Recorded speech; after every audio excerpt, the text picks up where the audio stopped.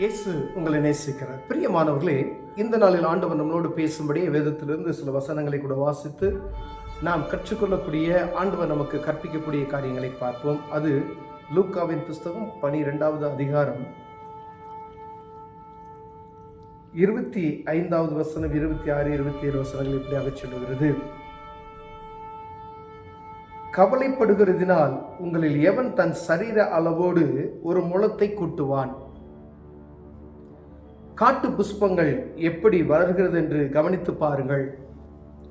அவைகள் உழைக்கிறதும் இல்லை, நூற்கிறதும் இல்லை என்றாலும் சாலமோன் முதலாய் தன் சர்வ மகிமையிலும் அவைகளில் ஒன்றை போல உடுத்தி இருக்கவில்லை என்று உங்களுக்கு சொல்லுகிறேன்.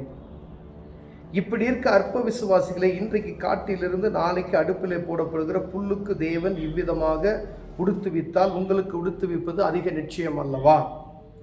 ஆகையால் எண்ணத்தை உண்போம், எண்ணத்தை குடிப்போம் என்று நீங்கள் கேளாமலும் சந்தேகப்படாமல் இருங்கள்.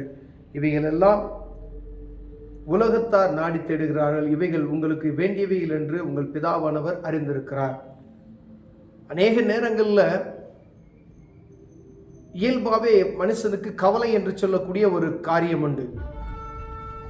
கவலைப்படாதீர்கள் என்று ஆண்டவர் இந்த காலையில் உங்களுக்கு சொல்லுகிறார். பிரியமானது, எல்லா மனிதனுக்கும் ஏதோ ஒரு கவலை. அந்த கவலையை குறித்து ஆண்டவர், ஏன் கவலைப்படுறீங்க, காட்டு புஷ்பங்களை கவனித்து பாருங்கள் என்று சொல்லி ஆண்டவர் அங்கு ஒரு ஓமையை சொல்லுகிறது பார்க்கிறார். அவை உழைக்கிறதும் இல்லை, நூற்கிறதும் இல்லை, ஆனால் அவைகளைப் போல அழகுள்ள எந்த ஒரு யாருமே, அதாவது உலகத்தில் சாலமோன் ராஜா போல ஒரு பெரிய செல்வந்தனும் இல்லை, வருவதும் இல்லை, போவதும் இல்லை என்று சொல்லிட்டார் ஆண்டவர். அவனை போல அந்த சாலமோன் ராஜா கூட அப்படிப்பட்டதான் அது உடுத்தினதில்லை. ஆனால் இயற்கையாக காட்டு புஷ்பங்களுக்கு நான் அப்படி உடுத்து விற்கிறேன் அப்படின்னு சொல்கிறார். இன்றைக்கு காட்டிலிருந்து நாளைக்கு அடுப்பில் போடக்கூடிய அவைக்கு நான் அப்படி உடுத்து வித்தால் உங்களுக்கு உடுத்து விற்பது அதிக நிச்சயம் அல்லவா என்று சொல்லி ஆண்டவர் நம்மளை பார்த்து கேட்கிறார். ஆனால் நமக்கு அந்த விசுவாசம் கிடையாது. ஆண்டவர் நமக்கு இந்த வசனத்தை வாசிப்போம், ஆனால் கவலைப்படுவதில் நமக்கு கொஞ்சம் நிச்சயம் எப்பயுமே ஒரு சோர்வாக இருக்கும். இருதயத்தில் ஒரு சோர்வு எப்பொழுதும் நமக்குள்ளே காணப்படுகிறது நாம் பார்க்க முடிகிறது. பிரியமான, ஏதோ ஒரு கவலை. ஒரு கணவன் மனைவி இருக்காங்கன்னு வச்சுக்கோங்களேன், கணவன் ஒரு சோர்வாக இருந்தால் என்ன செஞ்சிருவாங்க, கண்டுபிடிச்சிருவாங்க. ஏன் ஒரு மாதிரியாக இருக்கீங்க அப்படின்னா, ஏதோ ஒரு தேவைகள், ஏதோ ஒரு பிரச்சனை அவருக்குள்ளே இருக்கிறது என்று நாம் அறிந்து கொள்ள முடிகிறது. அப்போ அதை குறித்ததான பாரம் எப்பயும் பாருங்களேன், ஏதோ ஒரு காரியம், பண தேவையோ, பலவீனமோ, யாரை குறித்தோ ஒரு பயமோ, எதை குறி வியாபாரத்தை குறித்தோ ஏதாவது ஒரு கலக்கமான சூழ்நிலை மனிதனுக்கு வந்து கொண்டே இருக்கிறது. ஆனால் ஆண்டவர் சொல்கிறார், கவலைப்படாத.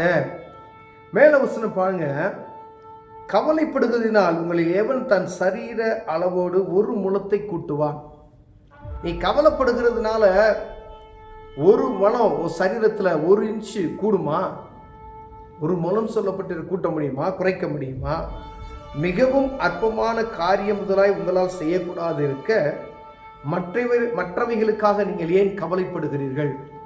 ஐயா, உங்கள் சரீரத்தில் இருக்க நீ கவலைப்பட்டது படுவது நிமித்தமாய் இதை செய்ய முடியும், இதை செய்ய முடியாது என்கிற ஒரு நிச்சயம் இல்லாதப்ப, அற்பமான காரியத்தையே இந்த கவலையினால் செய்ய முடியாதப்ப, கவலைப்படுகிறதுனால இந்த காரியத்தை ஜெயிக்க முடியும், கவலைப்படுகிறதுனால இந்த காரியத்தில் நம்ம வெற்றி பெற முடியும், கவலைப்படுகிறதுனால இது நடக்கும் அப்படின்னு சொல்லி நிச்சயம் கிடையாது. கவலை என்பது எல்லா மனுஷனுக்கு வருது. ஆனால் ஆண்டவர் சொல்றார், கவலைப்படாத, கவலை கொள்ளாதீர்கள். உங்கள் எல்லா கவலைகளையும் ஆண்டவர் சமூகத்தில் இறக்கி வைங்க. ஆனால் நம்ம அதை செய்யவே மாட்டோம்.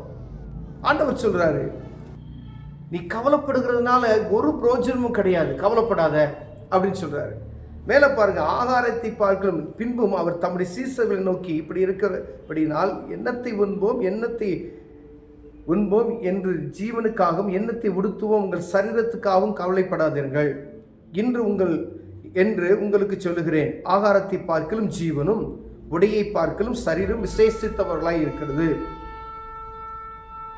காகங்களை கவனித்து பாருங்கள், அவைகள் விதைக்கிறதும் இல்லை, அறுக்கிறதும் இல்லை, அவைகளுக்கு பண்டக சாலையும் இல்லை, களஞ்சியம் இல்லை, இல்லாவிட்டாலும் அவைகளையும் தேவன் பிழைப்பூட்டுகிறார். பறவைகளை பார்க்கல நீங்கள் எவ்வளவு விசேஷித்தவர்கள். ஆண்டவர் ஒவ்வொருக்கும் ஒரு காரியம். அங்கு காட்டு புஷ்பங்களை சொல்லுகிறார், இங்கு பறவைகளை சொல்லுகிறார். காகத்தை பாருங்க, அது விதைக்குதா, அறுக்குதா, ஒன்றும் இல்லை. அதை காட்டிலும் நீங்கள் விசேஷித்தவர்களாக இருக்கிறீர்களே. மனுஷனுக்கு அவ்வளவு விசேஷித்த தன்மையுடையவன். ஏன்னா தேவ சாயலாய் மனிதன் படைக்கப்பட்டான் என்று வேதம் சொல்லுகிறது. ஆண்டவரே, பிரியமானவர்களே, அவருடைய சாயலாய் நாம் படைக்கப்பட்டு இருக்கிறோம், ஒரு மிருகத்தின் சாயலாக அல்ல. ஆண்டவர் சொல்றார், காக்காவை பாரு, அவைக என்னைக்காவது கவலைப்படுதா? அது ஏதாவது சேர்த்து வைக்குதா? இல்லை, களைஞ்சே இருக்கா? நீ ஏன் கவலைப்படுகிற? ஜீவனை பார்க்கிலும் பாருங்க, அவர் தம்முடைய சீசரை நோக்கி சொல்றாரு, ஆகாரத்தை பார்க்கலும் ஜீவன், சாப்பாடை பார்க்கலும் உயிர் முக்கியமானது. உடையை நாம் போடுகிற ட்ரெஸ்ஸை காட்டிலும் சரீரம் விசேஷித்தவைகளாக இருக்கிறது. அதை புரிஞ்சுக்கோங்க. நீங்கள் எதை குறித்தும் கவலைப்படாதீங்க. உங்கள் கவலைகள் எல்லாம் என் மீது வைத்து விடுங்க. அநேக நேரங்களில் கவலைகள் நிமித்தமாய் கவலைப்பட்டே இப்படி மெலிஞ்சு போயிட்டான் அப்படின்னு பாருங்க. எதோ குறித்து ஒரு காரியத்தை தேவ சமூகத்துக்கு தெரியப்படுத்தி விட்டோம் அப்படின்னா, ஒரு முழு நம்பிக்கையோடு தேவ சமூகத்துக்கு நாம் தெரியப்படுத்தி விட்டோமானால் அதை குறித்து மீண்டும் கவலைப்படாமல் இருப்பது நல்லது. அண்ணாள் பாருங்க, அவ சக்காலத்தின்னு சொல்லக்கூடிய அவளுடைய அந்த தன் சகோதரி அவளை ரொம்ப தொந்தரவு செய்கிறார், குழந்தை இல்லாத நிமித்தம். அண்ணாள் போய் தேவ சமூகத்தில் அவளுடைய இருதயத்தினுடைய எல்லா காரியத்தையும் மூற்றி விடுகிறதை நாம் பார்க்க முடிகிறது. பிரியமானவர், அதற்கு அப்புறம் அவள் கவலையாவே இல்லை. போனால் ஜெபிச்சா, புலம்பி தவித்தா, தேவ சமூகத்தை தெரியப்படுத்தினா, போய் புசித்து நல்ல சந்தோஷமா இருக்கிறா. ஏன்னா ஆண்டவர்கிட்ட ஜெபம் கேட்கப்பட்டு விட்டது. பிரியமானவரே, அப்படின்னா நம்ம ஜெபம் எப்படி இருக்கிறது? அன்னாலை போல ஜெபிக்கிற ஒரு ஜெபம் ஆண்டவர் விரும்புகிறார். உங்கள் ஜெபம், உங்களுடைய கவலைகளை எல்லாம் தேவ சமூகத்துக்கு தெரியப்படுத்துங்க. நீங்கள் கவலைப்படாதீங்க. நீங்கள் கவலைப்படுறதுனா ஒரு பிரயோஜனமும் கிடையாது. உங்கள் கவலைகள் எல்லாம் அவர் சமூகத்துக்கு தெரியப்படுத்துங்க. என்ன கவலையோ அதை அவருக்கு தெரியப்படுத்துங்க. அதுக்கப்புறம் அதை குறித்து நீங்கள் என்ன செய்யாதீங்க, அது மைண்டில் கொண்டு வராதீங்க அப்படின்னு சொல்கிறார் ஆண்டவர். அப்போ நம்ம எந்த ஒரு பிரச்சனையாக இருந்தாலும் முதல்ல யார்கிட்ட கொண்டு போகணும்? ஆண்டவர்கிட்ட கொண்டு போகணும். உங்கள் கணவன் மனைவிட்டியோ பிள்ளைகிட்டியோ அப்படி காட்டிலும் ஆண்டவருக்கு நீங்கள் தெரியப்படுத்துவீரானால் உடனே அதற்கான பலன் கிடைக்கும். பிரியமானவர்களே, அதனால் கவலைப்படாதீர்கள் என்று ஆண்டவர் சொல்லுகிறார். கவலைப்படுகிறதுனால் ஒரு புரோஜனம் இல்லை, எந்த புரோஜனம் இல்லை. கவலை என்கிற ஒரு காரியத்துக்கு வேதம் சொல்லுகிறது ஒன்றுமே கிடையாது, ஒன்றுமே செய்ய முடியாது. இந்த கவலைக்கு நீ ஏன் அதை எடுத்து ரிஸ்க் எடுக்கிற அப்படின்னு சொல்கிறார். ஒருவேளை உங்களுக்குள்ள ஒரு பாரம், எதையோ நினைத்து நீங்கள் கவலைப்பட்டு கொண்டு இருக்கிறீர்களா?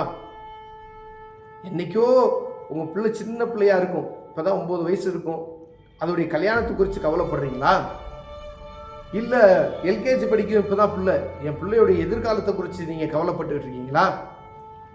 இல்லை உண்மையிலுமே நாளைக்கு ஒரு மாதத்தில் கல்யாணம் இருக்குது, அதுக்கான தேவைகளை அந்த கவலைன்னா அது கூட ஏற்றுக்கலாம், அதுக்கான தேவைகள்லாம் சந்திக்கப்படணும்னு சொல்லி. எதுவாக இருந்தாலும் தேவ சமூகத்துக்கு தெரியப்படுத்துங்க. ஆண்டவர் அதுக்கு அற்புதங்களை செய்வார். கவலைப்படாதீங்கன்னு சொல்கிறார் ஆண்டவர். எல்லாவற்றையும் அவருக்கு தெரியப்படுத்துங்க. அவரே சகலத்தையும் உண்டாக்கினவர். பிரியமானவர்களே, நாம் விசேஷித்தவர்கள் என்று சொல்லுகிறார். பறவைகளை காட்டிலும் காட்டு புஷ்பங்களை காட்டிலும் நாம் விசேஷித்தவர்கள். கவலைப்படாதீங்க, ஆண்டவர் உங்களுக்கு அற்புதம் செய்வார். அன்பின் தகப்பனே, அப்பா, நாங்கள் அநேக நேரங்களில் கவலையினால் ஆண்டவர் எங்கள் சரீரத்தை கெடுத்து கொண்டு இருக்கிறோம்யா. ஆண்டவர், நீங்கள் சொல்லியிருக்கிறீங்க, கவலைப்படாத, இந்த உலகத்தில் இருக்கிற காட்டு புஷ்பங்களை காட்டிலும் பறவைகளை காட்டிலும் நீங்கள் விசேஷித்தவர்கள் என்று சொல்லியிருக்கிறீங்க. அதுக்காக நன்றி. எங்களுடைய எல்லா கவலையும் உமக்கு தெரியப்படுத்துகிறோம். நேரே பொறுப்படுத்திக் கொள்ளும். இயேசுவின் நாமத்தில் பிதாவே, ஆமென்.